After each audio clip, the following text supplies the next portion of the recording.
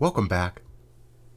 In this first video from Lesson 3, we're going to talk about an introduction to inner products, which is a new operation we're going to introduce both in R2 and R3. Let's recall our general structure of developing vectors and points in R2 from the standpoint of what we've done previously in our calculus careers.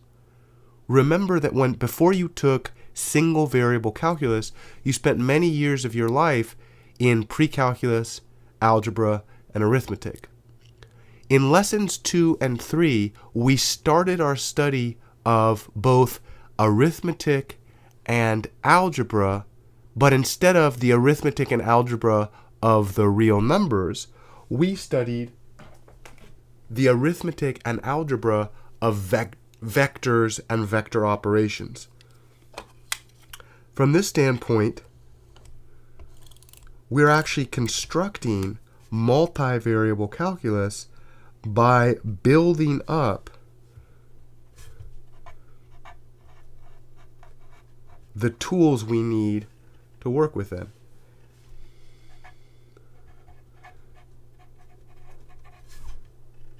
Let's do a quick recall of all the operations that we have so far, and then discuss how the inner product operation, which we're going to construct in Lesson 3, relates to the other operations. So far in R2 and R3,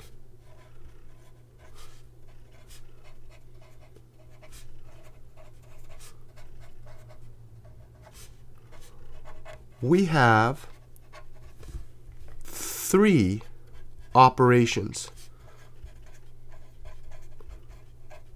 that we've studied. One of them is called the 2 norm. Let's focus on R3 for the purposes of this video.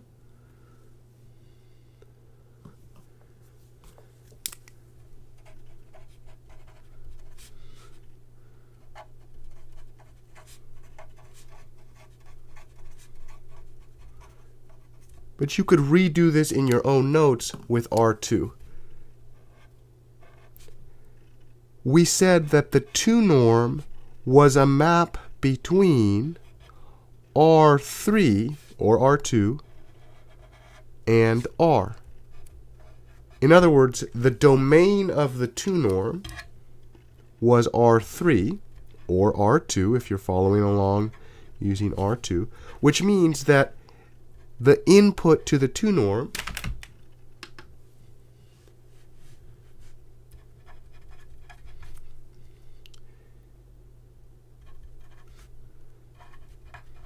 is a vector in R3. The codomain of this map, which is the set of all possible output. It's not the range.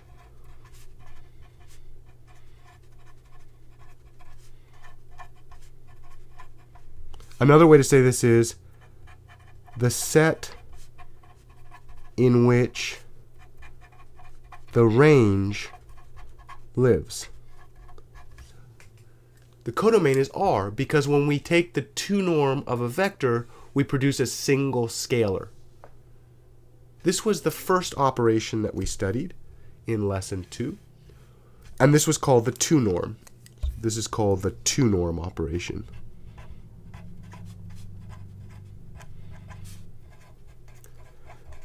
In your textbook and other places you might hear it called a magnitude. I refuse to call it the magnitude because later in your life you'll see this as a 2 norm. Magnitude is generally the only time I've heard this called magnitude from a mathematician standpoint is in 3rd and 4th quarter calculus. As I've grown up in mathematics, as I've gotten older and taken a bunch of graduate level classes and then gone on to do research, 2 norm is much more common way to refer to this operation. The next operation that we had was called vector-vector addition.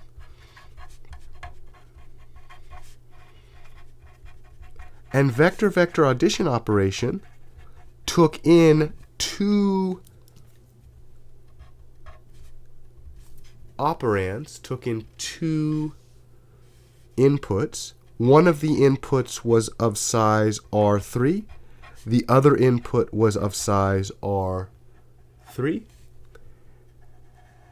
So this was what we call the left argument. The total domain is the set of two possible vectors. This is the size of the left argument. And then this was the size of the right argument. Arguments are the things that we put into the operation. And this just means that when you look at the vector addition sign, on the left you expect a vector of size 3. On the right you expect a vector of size 3. The vector-vector addition operation takes two vectors of R3 and produces a vector of R3. Finally, we had this concept of scalar vector multiplication.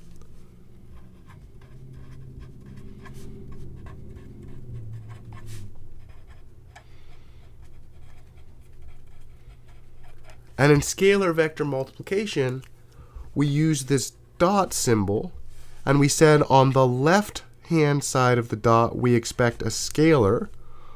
On the right-hand side of the dot, we expect a vector. And when we multiply this scalar times this vector, we should get a vector.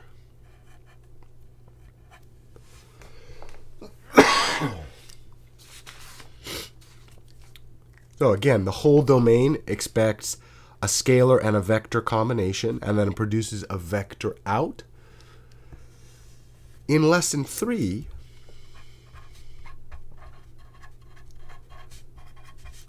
we will develop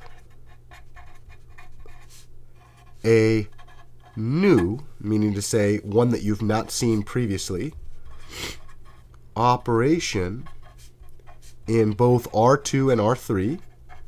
It's actually in any Rn for n equals 1, 2, 3, 4, 5, 6, 7, doesn't matter what. If you want to see the more general, I encourage you to take linear algebra, called the inner product.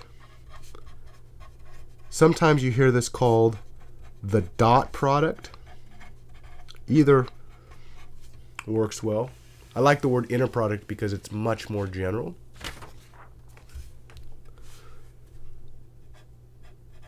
The inner product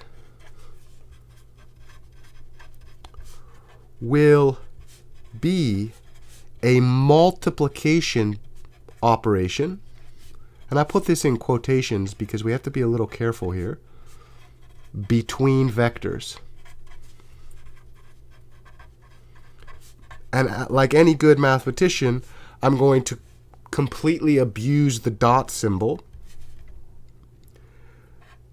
Perhaps we'll start in R3, because that's what we've been studying. The inner product, which is going to be written as a dot, is going to take a vector of size R3, a vector of size R3, and produce a single scalar in R. So you can tell the difference between the dot that is scalar vector multiplication and the dot that is the inner product, not by the way the dot is written. This is the exact same symbol as we use in scalar vector multiplication. You could tell that it's an inner product, though, because in this dot, on the left-hand side, there will be a vector, and on the right-hand side will be a vector. Whereas in the scalar vector multiplication, on the left-hand side was a scalar, and a right-hand side was a vector. What we see in this inner product is the input includes two vectors of the same size. Could be size R2 or R3, and then the output is a real number.